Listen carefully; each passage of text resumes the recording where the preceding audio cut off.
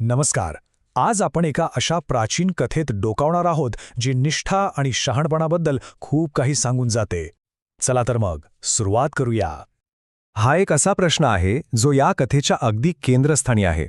आणि गंमत म्हणजे या कथेची सुरुवात होते एका विचित्र पण तितक्याच प्रभावी स्वप्नाने. गोष्ट आहे बनारस शहराची. तिथल्या राणी खेमाला एक स्वप्न पडतं, अगदी हुबेहूब जसं काही खरंच घडतंय. ती पाहते की 2 सुवर्णहंस राजसिंहासनावर बसले आहेत आणि आपल्या मधुर आवाजात धर्मोपदेश देत आहेत. आता बघा, राणी जागी होते, पण तिच्या मनात ती इच्छा इतकी तीव्र असते की तिला चैन पडत नाही. तिला हेही माहितीये की राजाला हे सांगितलं तर तो कदाचित हसून सोडून देईल. म्हणून ती एक हुशार योजना आखते. ती नाटक करते की तिला गरोदरपणातले डोहाळे लागले आहेत आणि ही इच्छा पूर्ण झाली नाही तर ती जगूच शकणार नाही. आणि तिची ही युक्ती बरोबर कामी येते. राजा संयम आपल्या राणीसाठी ते पौराणिक सुवर्णहंस शोधून आणण्याची शपथ घेतो. तो आपल्या ब्राह्मणांना बोलावतो आणि ते सांगतात की हो, असे हंस खरंच अस्तित्वात आहेत, चित्रकूट नावाच्या पर्वतावर. आणि मग इथूनच खऱ्या अर्थाने शिकारीला सुरुवात होते. राजाचे सल्लागार त्या हंसांना आकर्षित करण्यासाठी एक खूप हुशार पण तितकीच फसवी रणनीती सुचवतात. म्हणजे दयाळूपणाचा वापर इथे एक शस्त्र म्हणून केला जाणार होता. योजना अगदी साधी होती.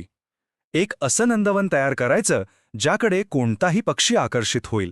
पण खरं तर ते खूप काळजीपूर्वक रचलेला सापळा होता. त्या हंसांचा राजा, जो एक बोधिसत्व होता, म्हणजे ज्ञानाच्या मार्गावर असलेला एक प्रगत जीव, त्याला या धोक्याची कल्पना येते. तरीही आपल्या 90,000 हंसांच्या कळपाच्या इच्छेपुढे तो मान तुकवतो आणि त्या तलावाला भेट द्यायला तयार होतो. सगळं काही योजनेप्रमाणे घडतं. 6 दिवस ते हौस येतात, सुरक्षितपणे खातात आणि निघून जातात.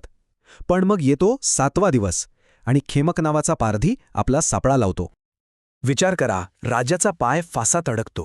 त्याला प्रचंड वेदना होत असतात, पण तो एकही शब्द काढत नाही. तो शांतपणे वेदना सहन करतो, कारण त्याला आपल्या कळपाला घाबरवायचं नसतं. जेव्हा सगळे 90,000 हंस पोटभर खाऊन घेतात, तेव्हाच तो पकडल्याचा आवाज करतो. आणि तो आवाज ऐकताच एका क्षणात तब्बल 90,000 हंस घाबरून उडून जातात, आपल्या राजाला त्याच्या नशिबावर सोडून. सगळे, फक्त एकाला सोडून. तो होता त्याचा मुख्य सेनापती सुमुख. तो आपल्या राजासोबत मृत्यूला सामोरं जाण्यासाठी मागे फिरतो. आणि हे एक वाक्य, निष्ठेची ही एकच घोषणा संपूर्ण कथेला कलाटणी देते.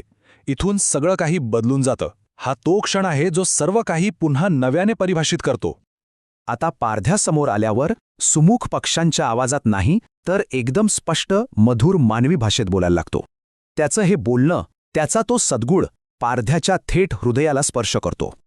पारधी तर त्या दोघांनाही सोडायला तयार होतो, पण सुमुख म्हणतो, नाही, आपल्याला राजा संयमाकडे जायलाच हवं, सत्य जगासमोर यायलाच हवं.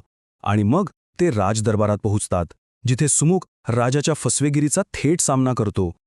सुमुख राजाच्या कृतींमागचा खोटेपणा उघड करतो. एकीकडे होतं सुरक्षेचं दिलेलं वचन आणि दुसरीकडे होतं एक प्राणघातक वास्तव. वचन होतं शांत अभयारण्याचं, पण खरं तर तो होता एक सापळा.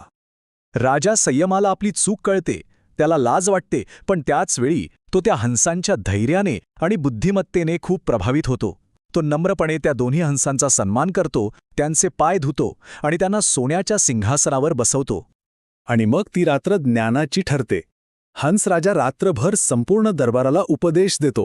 तो राजाला 5 महत्त्वाच्या नैतिक नियमांमध्ये स्थापित करतो आणि सूर्योदयाच्या वेळी तिथून निघून जातो. आता बघा, ही कथा इतकी महत्त्वाची का मानली जाते? कारण बौद्ध परंपरेनुसार या कथेतील पात्र म्हणजे दुसरं तिसरं कोणी नसून स्वतः बुद्ध आणि त्यांचे शिष्य होते. हंसराजा म्हणजे स्वतः बुद्ध आणि तो निष्ठावान सेनापती सुमुख म्हणजे त्यांचा प्रिय शिष्य आनंद. यातूनच आनंदाच्या निष्ठेची मुळं किती खोलवर रुजलेली होती हे दिसून येतं. तर मग या कथेतून आपण काय शिकतो? की खरं नेतृत्व हे त्यागातून दिसतं. निष्ठेची खरी परीक्षा संकटाच्या वेळीच होते आणि तत्वांवर आधारलेलं एक भाषण मोठ्यात मोठ्या सत्तेलाही हरवू शकतं. आणि जाता जाता एक प्रश्न, जो ही कथा आपल्यासमोर ठेवते, जेव्हा संकट येतं आणि सगळा कळप पळून जातो, तेव्हा आपण काय करतो? त्यांच्यासोबत उडून जातो का? हा एक विचार करण्यासारखा प्रश्न आहे, नाही का?